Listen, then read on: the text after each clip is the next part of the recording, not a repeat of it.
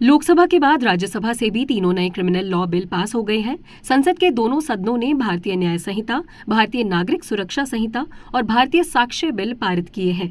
केंद्रीय गृह मंत्री अमित शाह ने इसे ऐतिहासिक करार दिया। उन्होंने कहा, ये कानून नागरिकों के अधिकारों को सर्वोपरि रखेंगे और महिलाओं बच्चों की सुरक्षा को प्राथमिकता देंगे।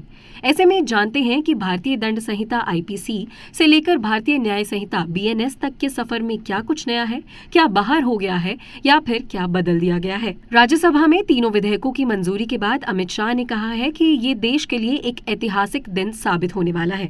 ऐसे में भारतीय न्याय संहिता विधेयक 2023 में राजद्रोह से लेकर फर्जी खबरों और मॉब लिंचिंग तक में सजा के प्रावधान बदले गए हैं।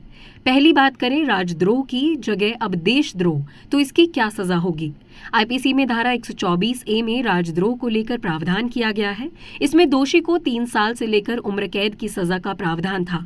इस कानून को निरस्त कर दिया गया है। अब बीएनएस में राजद्रोह की जगह देशद्रोह लाया गया है। इसकी व्यापक परिभाषा भी दी गई है। देशद्रोह में प्रावधान किया गया है कि देश के खिलाफ कोई नहीं बोल सकता है और इसके हितों को नुकसान नहीं पहुंचा सकता है। बीएनएस में धारा 150 में देशद्रोह से जुड़ा प्रावधान है। इसमें आगे कहा गया है कि भारत की संप्रभुता, एकता और अखंडता को खतरे में डालने वाले कृत्य को कानून के दायरे में लाया जाएगा। बीएनएस में दोषी पाए जाने वाले व्यक्ति को 7 साल की सजा से लेकर आजीवन कारावास तक का प्रावधान है। साथ ही जुर्माना भी लगाया जाएगा। गृह मंत्री अमित शाह ने कहा कि नया कानून सरकार की आलोचना करने पर दंडित नहीं करेगा। शाह ने कहा कि अब हम एक आजाद देश हैं।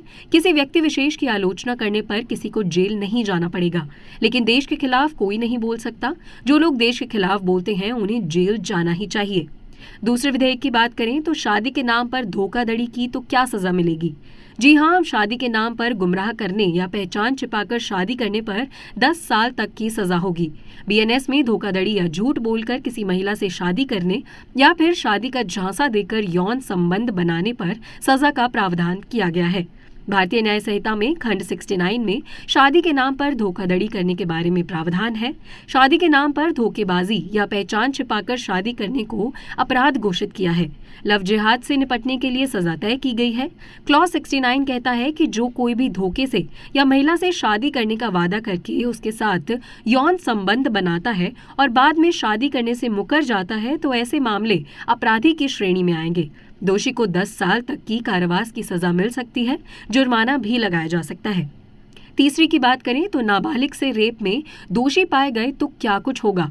आईपीसी में धारा 375 में बलात्कार को परिभाषित किया गया है। इसमें वो 7 परिस्थितियां भी बताई गई हैं जब सेक्सुअल इंटरकोर्स को रेप माना जाता है। वहीं आईपीसी में धारा 376 में रेप के लिए सजा का प्रावधान किया गया है। हालांकि बीएनएस में इसे धारा 63 और 64 में परिभाषित किया गया है। धारा 64 में इन अपराधों के लिए सजा बताई गई है। इसमें कोई बदलाव नहीं किया गया। रेप के मामलों में दोषी पाए जाने पर कम से कम 10 साल की सजा और जुर्माने का प्रावधान है। इसे आजीवन कारावास तक बढ़ाया जा सकता है। 18 साल से कम उम्र की नाबालिग से गैंगरेप के मामले में अभी तक दोषी को 20 साल से लेकर आजीवन कारावास तक की सजा का प्रावधान है। प्रस्तावित बीएनएस की धारा 70 के तहत नाबालिग से दुष्कर्म के दोषी को आजीवन कारावास से लेकर मौत की सजा तक हो सकती है। 16 साल से कम उम्र की लड़की से दुष्कर्म के लिए सजा बढ़ाकर 20 साल कर दी गई है। नाबालिग से दुष्कर्म में मौत की सजा का प्रावधान है। 12 साल से कम उम्र की नाबालिग से दुष्कर्म पर कम से कम 20 साल जेल की सजा या मौत की सजा होगी।